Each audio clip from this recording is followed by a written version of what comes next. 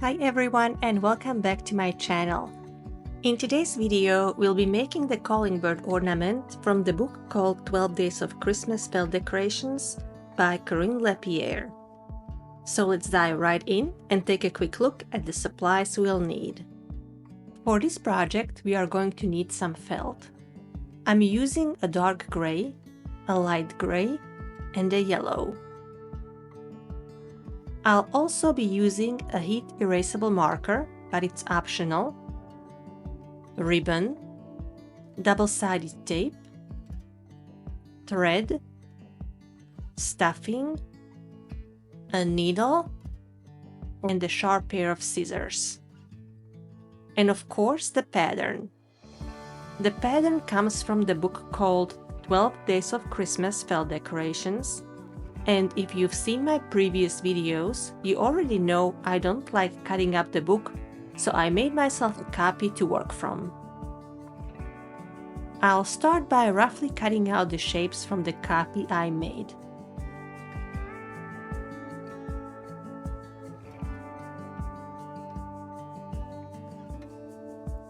The pattern shows exactly how many pieces we need and which color each should be. For the body of the bird, we'll need 2 pieces cut from the dark gray felt. To help me cut out the pieces, I'm using double-sided tape. It really helps secure the pattern to the felt, so I can cut the shapes more precisely. It is especially important that the 2 body pieces are identical. One will be for the front and the other for the back. And they need to match up perfectly so we can sew them together neatly.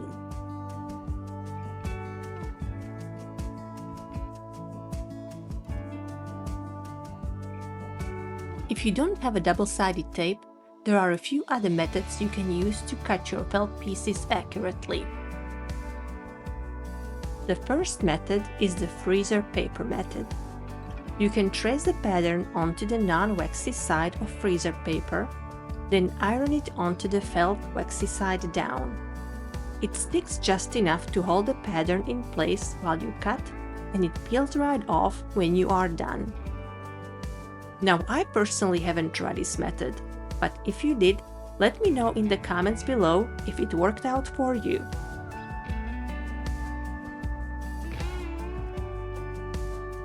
The second method is spinning the pattern. A simple and classic method. Just pin your paper pattern directly to the felt using straight pins. It works well, especially with thicker felt, though it might shift a bit if you are not careful. This is definitely not one of my favorite methods. It is not accurate enough, and I tend to poke myself with pins.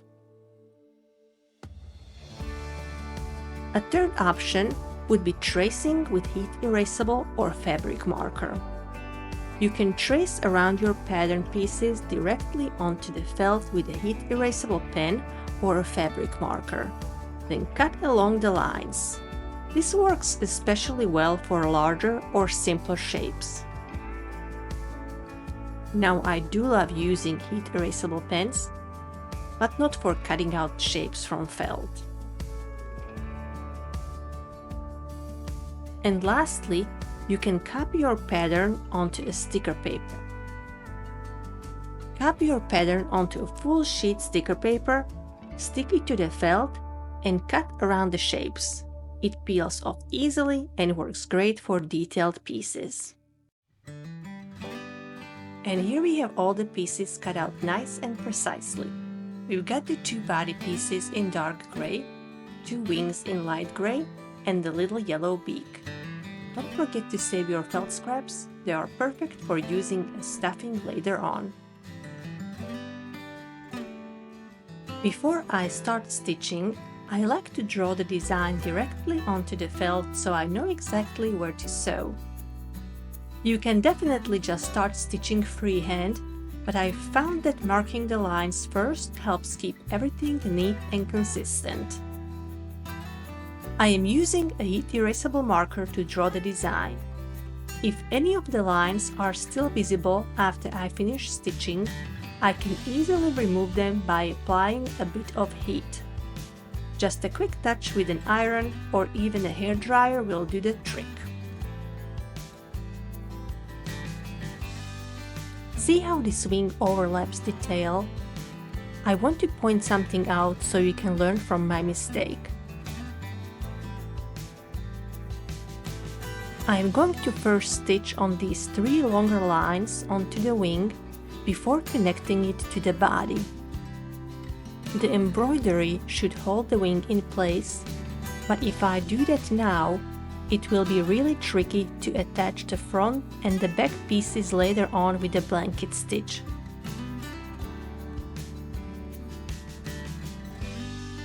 Here is my first attempt just to help you visualize what I mean. As you can see, I used the embroidery to attach the wing, but now there is no room left to connect the top of the body pieces with a blanket stitch. I hope this little tip helps you avoid the same hiccup and succeed with your ornament. To decorate the wing, I am going to follow the lines I drew earlier and use a simple backstitch. It's an easy stitch to work with and gives a nice, clean look to the design.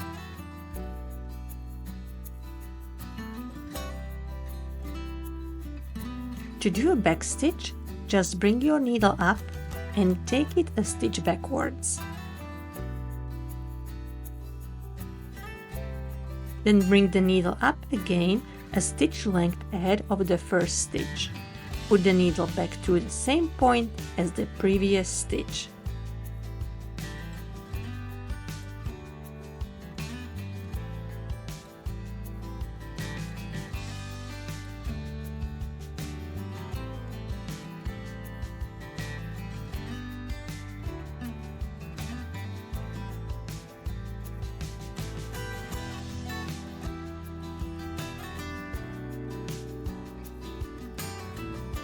After I finish stitching the 3 long lines, I'll add small straight stitches branching off from them in a V shape. This creates a lovely feather-like pattern on the wing and adds just a bit of extra detail and texture.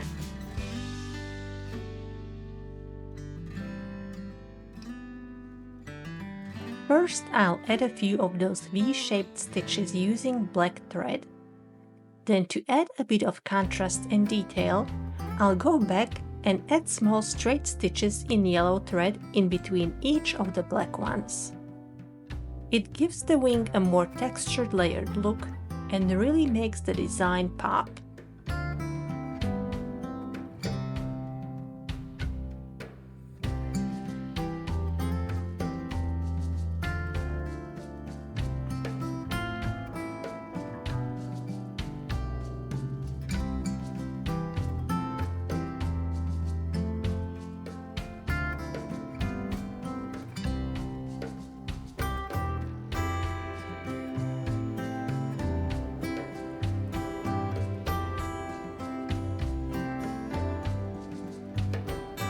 Now that I'm done sewing the longer lines, I'm going to stitch the 2 shorter lines.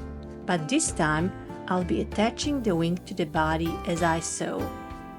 That way, the wing is secured in place without blocking the edge, so I'll still be able to blanket stitch around the body later on. I am taking a moment to align the wing just like it appears in the picture. Once I'm happy with the placement, I'll go ahead and start sewing it on. Taking a little extra time here really helps make sure everything looks just right in the finished ornament.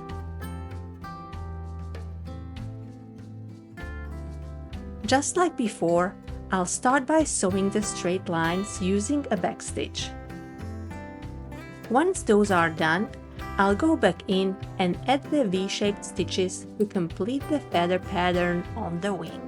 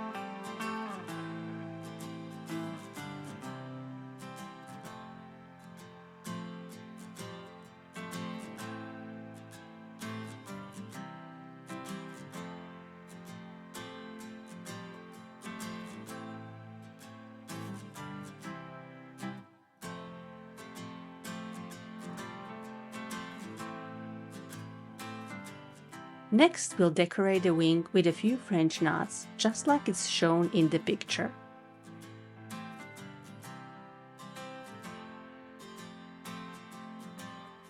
To make a French knot, bring the needle up and twist the thread around 3 or 4 times. Hold the twisted thread and push the needle back through the felt close to the same point. French knots are one of my favorite decorative stitches. They are tiny, but they make a big impact. They've been used in embroidery for centuries and were especially popular in traditional European embroidery styles. What's fun is that each knot can add a bit of a dimension and texture, almost like little beads stitched right into the fabric. And once you get the hang of the twist and poke motion, they are actually pretty relaxing to make.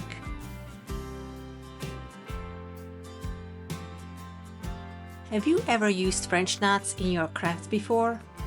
Love them or avoid them? Answer the question and that will qualify you for the giveaway.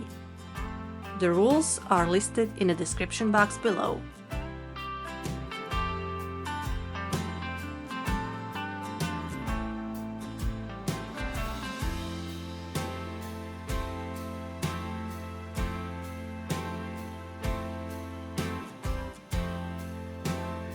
Next, we'll embroider the eye. I am using a black French knot for the pupil, and then I'll circle around it with the yellow thread to make it stand out.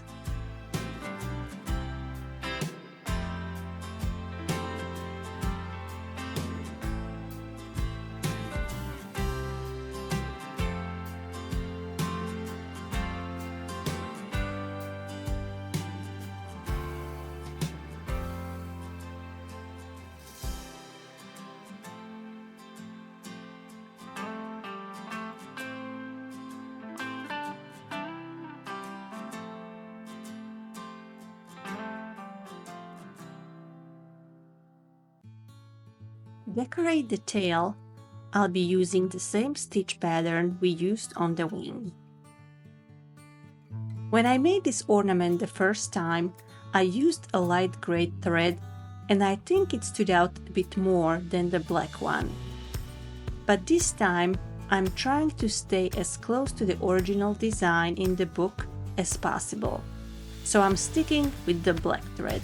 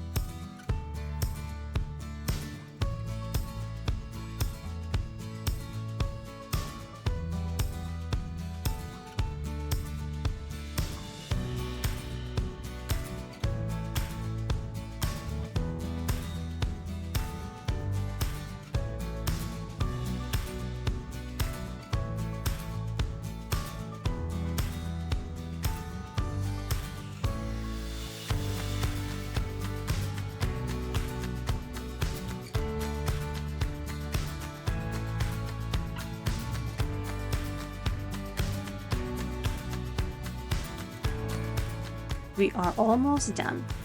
The final decorative detail is adding a few French knots to the bird's belly.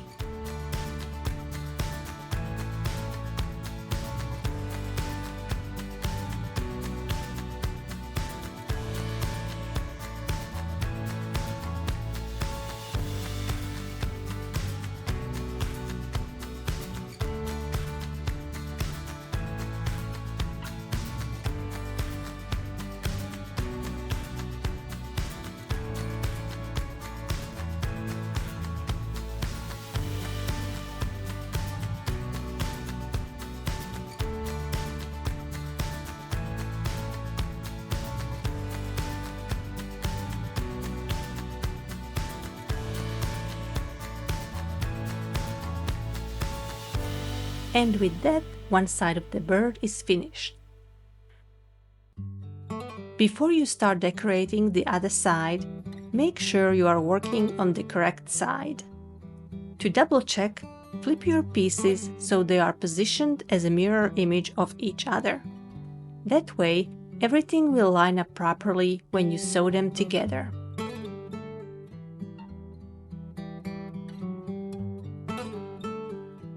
Before connecting the pieces, take a moment to align the wing on the other side with the one you already completed.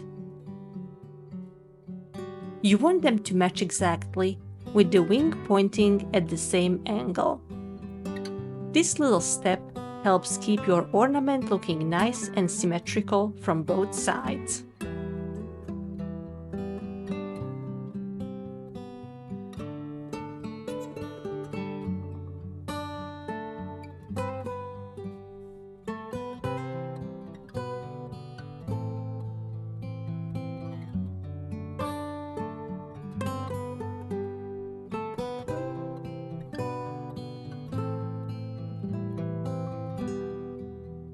Before I start sewing the body pieces together, I am going to prepare my ribbon and have it ready for the next step.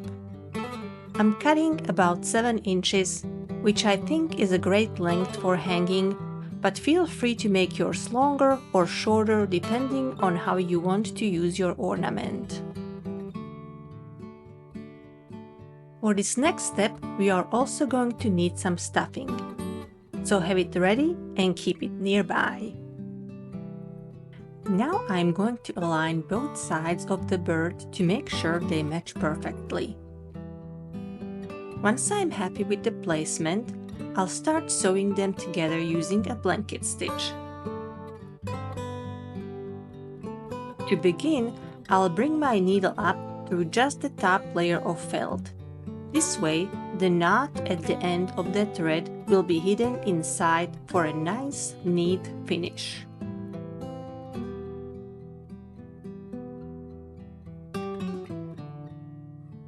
To do the blanket stitch, bring your needle up through both layers of felt close to the edge. Before you pull the thread all the way through, pass your needle through the loop you created. Then gently pull the thread tight. This will create a little stitched line along the edge that looks like a neat border. Each time you'll insert the needle about the same distance from the edge and about the same distance apart to keep your stitches even. Just keep repeating that. Up through both layers, pass through the loop, and pull tight. Once you get into the rhythm, it's really relaxing.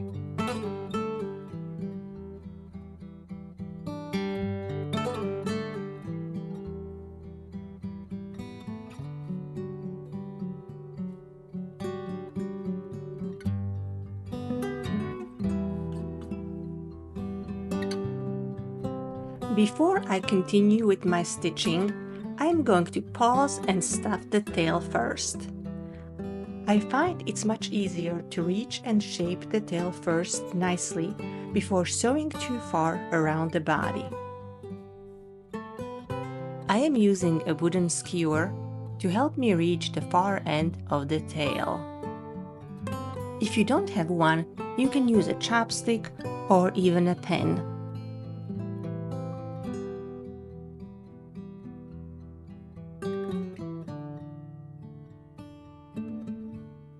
When you reach the curve of the bird's back, take your ribbon, fold it in half, and tuck the folded end between the two layers of felt.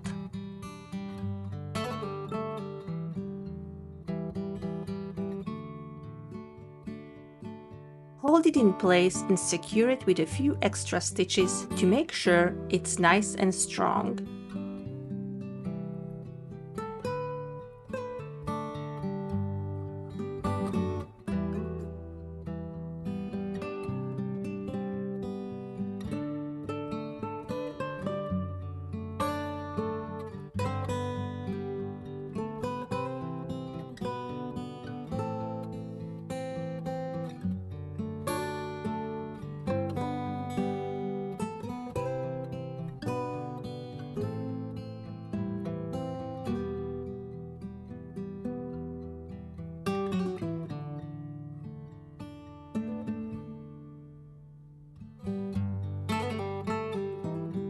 Then just continue with your blanket stitches until you reach the head where we'll insert the beak next.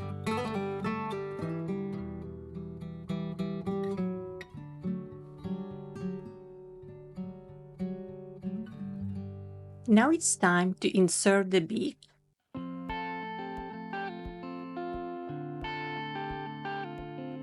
It is so tiny, it's tricky to hold in place.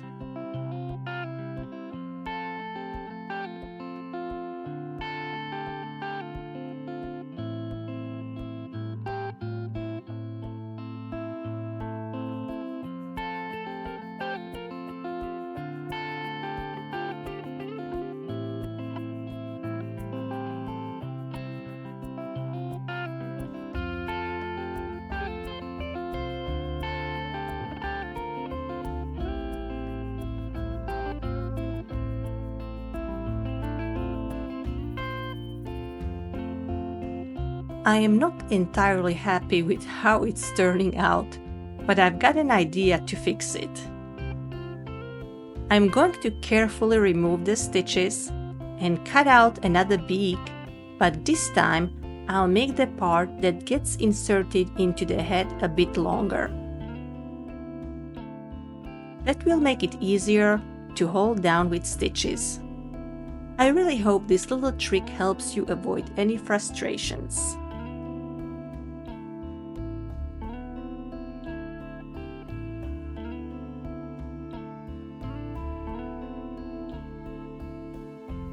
Now I'm just going to hold the beak in place with a few stitches to secure it. Once it's nice and stable, I'll continue stitching around the rest of the bird using the blanket stitch to finish it off.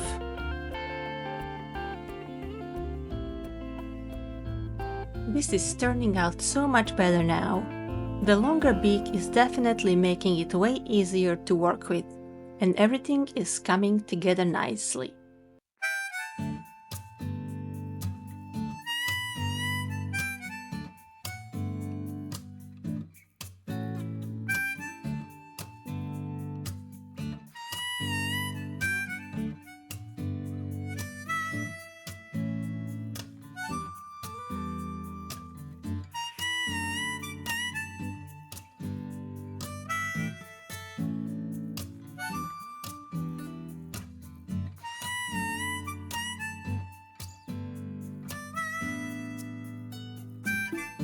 Now it's time to stuff the bird.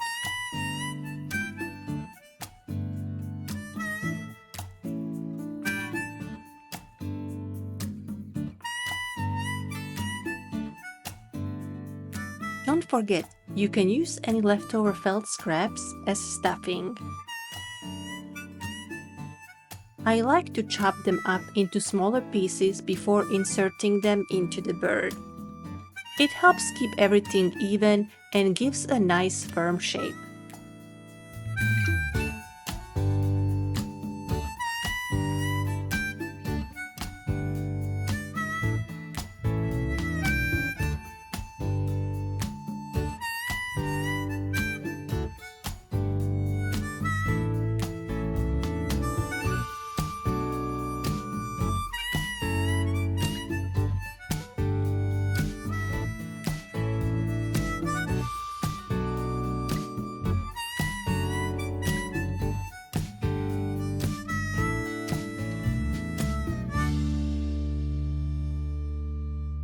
Once I'm happy with how plump the bird is, I can go ahead and close him up completely. Just a few more blanket stitches and he'll be all sealed in.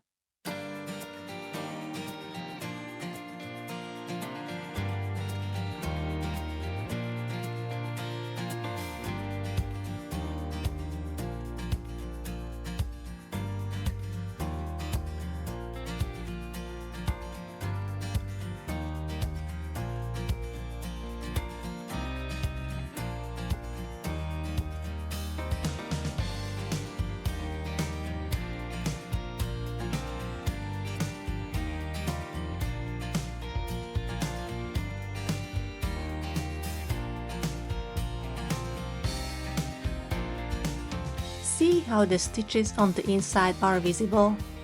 I'm going to hide them by adding a few stitches and carefully connecting the two wings together.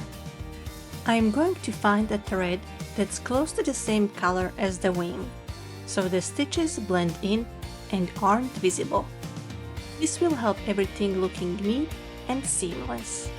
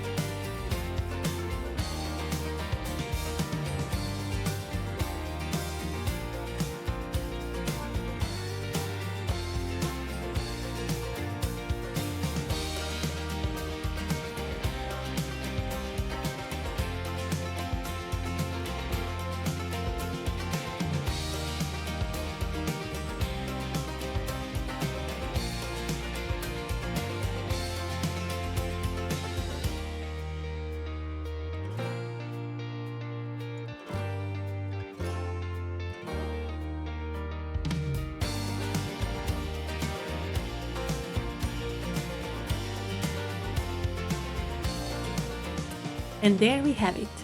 The ornament is done. Well, what do you think? I think it's looking pretty similar to the one in the picture, don't you? And I'm really happy with how it turned out.